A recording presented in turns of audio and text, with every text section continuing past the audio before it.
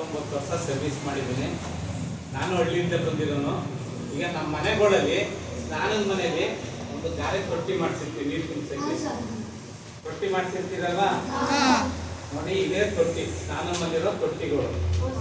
ಆಮೇಲೆ ಈಗ ಒರಟಲ್ ಬಂದು ಹಿಂದೆ ನಮ್ಮ ತಾಯಿ ಎತ್ತಿದಿರೆಲ್ಲ ಖಾರ ರುಬ್ಬಿಸಿ ಸಾಂಬಾರು ಮಾಡ್ತಿರೋ, ಈಗೆಲ್ಲ ಮಿಕ್ಸಿ ಬಂತು ಅಂತ ಒರಟಲ್ನೆಲ್ಲ ಬೀದಿಗೆ ಹಾಕಿದ್ದೀವಿ. ಮತ್ತೆ ಎಳ್ನೀರು ಕುಡಿತೀವಿ, ಎಳ್ನೀರು ಕುಡ್ಬಿಟ್ಟು 2 ಭಾಗ ಮಾಡಿ ಬಿಸಾಕ್ಬಿಡ್ತೀವಿ.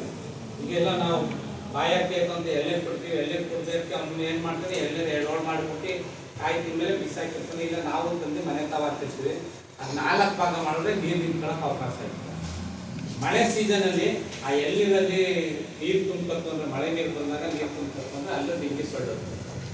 ಈಗ ನಾವೆಲ್ಲ ಚಿಕ್ಕ ಹುಡುಗರು ಆಗಿದ್ದಾಗ ಸೈಕಲ್ ಟೈರ್ ಹೊಡಿತಿದ್ವು, ಹಳೆ ಟೈರ್ಗಳು ಆಯ್ತು ಅಂದ್ರೆ ಪೆಟ್ಟಿ ತಗೊಂಡೆ ಊರೆಲ್ಲ ಸುತ್ತುತ್ತಿದ್ವು. ಅದು ಆಮೇಲೆ ಎತ್ತಿನ ಗಾಡಿ ಟೈರ್ಗಳು ಯಾವುದೇ ಇದ್ವಿ, ಅದನ್ನ ನಾವೇನ್ ಮಾಡ್ತೀವಿ, ಮನೆಗಳೇ ಮಡಗ್ತಿದ್ದ, ಇಲ್ಲ ಆ ಕಡೆ ಮನೆ ಈ ಕಡೆ ಮನೆ ಗಲ್ಲಿ ಇತ್ತು ಅಂದ್ರೆ ಗಲ್ಲಿ ತಗೊಂಡೋಗಿ ಮಡಗ್ತಾ ಇದ್ದ. ಆಮೇಲೆ ಹಿಂದೆ ಎಲ್ಲ ಮಡಕೆಲಿ ಅಡುಗೆ ಮಾಡ್ತಾ ಇದ್ರು. ಮಡಕೆ, ಈ ಪ್ಲಾಸ್ಟಿಕ್ ಬಕೆಟ್, ಬಿಂದಿಗೆ ಇವೇನಾದ್ರು ಹೊಡೆದೋಯ್ತು ಅಂದ್ರೆ ನಾವೇನ್ ಮಾಡ್ತೀವಿ, ನಮ್ಮ ತಾಯಿರು ನಮ್ಮ ಅಕ್ಕಂದಿರೆಲ್ಲ ಆ ಹೊಡೆದೋದು ತಗೊಂಡೋಗಿ ಗಲ್ಲಿಲಿ ಮಡ್ಕೊಡೋದು, ಇಲ್ಲ ಮನೆ ಮೇಲ್ಗಡೆ ಮಡ್ಕೊಡೋದು ಸೂರಲ್ಲಿ. ಅದು ಮಳೆ ನೀರು ಹೋದಾಗ ನೀರು ತುಂಬಿಟ್ಟು ಅಲ್ಲಿ ನಾವು ನೋಡಕ್ಕಿಲ್ಲ, ಮಳೆ ನೀರು ರೈತ ಯಾರು ಅಬ್ಸರ್ವ್ ಮಾಡಕ್ಕಿಲ್ಲ. ಮಳೆ ಎರ್ಚಲು ಬಂದಾಗ ಅಲ್ಲಿ ನೀರು ತುಂಬಿಕೊಂಡಿರ್ತೀವಿ. ಈ ಸೊಳ್ಳೆಗೆ ಬರೀ 1 ಸ್ಪೂನ್ ನೀರು ಸಿಕ್ಕರು ಸಾಕು ಮೊಟ್ಟೆ ಇಡಕ್ಕೆ. ಈಗ ನೀವು ಒಳ್ಕಲಿರೋ ಕಡೆ ನೋಡಿ ಒಂದ್ಸರಿ, ಮಳೆ ನೀರು ಬಂದಾಗ ಮಳೆಯಿಂದ ನೀವು ಅಲ್ಲಿ ಹೋಗ್ತಿರೋ ಸೊಳ್ಳೆಗಳು ಮೇಲೆ. ಹೆಚ್ಚಿನ ಮನೆಯಲ್ಲಿ ಒಳ್ಕಲಿದೆ, ಮನೆಯಿಂದ ಹೊರಗಡೆ ಹಾಕಿದ್ರಲ್ವಾ, ಮನೆಯಿಂದ ಹೊರಗಡೆ ಹಾಕಿರೋರು ಮನೆ ಹೊರಗಡೆ ಇದೆಯಾ ಒಳಗಡೆ ಇದೆಯಾ ಒಳ್ಕಲ್ಲ? ಎಲ್ಲ ಹೊರಗಡೆ ಇದೆ ಅಲ್ವಾ, ಎಲ್ಲ ಮಿಕ್ಸಿ ಬಂತು ಅಂತ ಹೊರಗಡೆ ಹಾಕಿದೆ. ನಮ್ಮ ಹಿಂದೂ ಸಂಪ್ರದಾಯದ ಪ್ರಕಾರ ಅದನ್ನ ಮಕ್ಕಳಿಗೆ ದಬಾಕ್ಸ್ಬಾರ್ದು ಅಂದ್ಬಿಟ್ಟು ಹಿಂಗೆ ಸ್ಟ್ರೈಟ್ ಆಗಿ ಮುಳುಗಿರ್ತೀವಿ.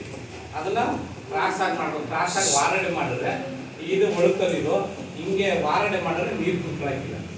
ಇಲ್ಲ ಅಂದ್ರೆ ಅಲ್ಲಿ ಏನಾದ್ರು ಒಳುಕಲ್ಲಿದ್ರೆ ನೀವು ಇವತ್ತೇ ಹೋಗಿ ವೇಸ್ಟ್ ಮಣ್ಣಿರ್ತದಲ್ಲ, ಮಣ್ಣು ತುಂಬಿಸ್ಬಿಡಿ. ಮಣ್ಣು ತುಂಬಿಸ್ಬಿಟ್ರೆ ಅಲ್ಲಿ ಮಳೆ ನೀರು ಸೇರ್ಪಣೆ ಆಗುತ್ತೆ.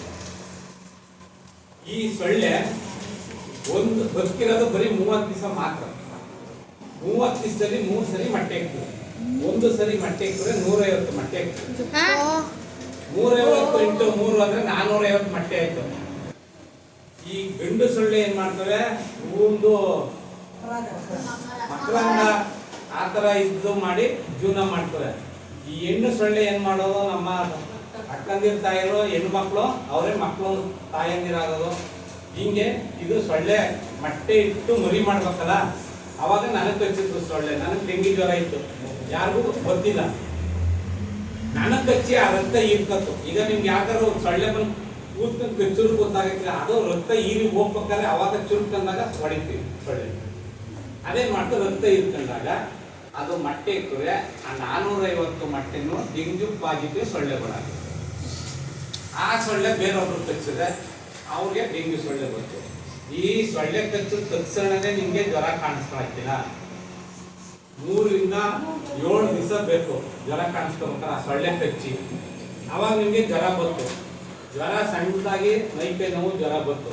ಜ್ವರ ಬಂದ್ರೆ ಏನ್ ಮಾಡ್ತೀವಿ, ಈಗ ನಾವೆಲ್ಲ ಗೌರ್ಮೆಂಟ್ ಕೆಲಸದಲ್ಲಿ ಇದ್ದೀವಿ, ನಿಮ್ಮ ತಂದೆ ತಾಯಿ ಎಲ್ಲ ವ್ಯವಸಾಯಕ್ಕೆ ಜ್ವರ ಬಂದಾಗ ಹೋಗಿ ಪಕ್ಕದಲ್ಲಿ ಯಾವುದೋ ಒಂದು ಚಿಲ್ಲರೆ ಅಂಗಡಿ ಇರ್ತದೆ, ಇಲ್ಲ ಮೆಡಿಕಲ್ ಸ್ಟೋರ್ ಇರ್ತದೆ, ಮಾತ್ರೆ ತಗೊಂಡು ಬಂದು ಕೊಡ್ತಾರೆ. 1 ದಿವಸ ಮಾತ್ರೆ ಕೊಡ್ತಾರೆ, ಕಡಿಮೆ ಆಗಿಲ್ಲ.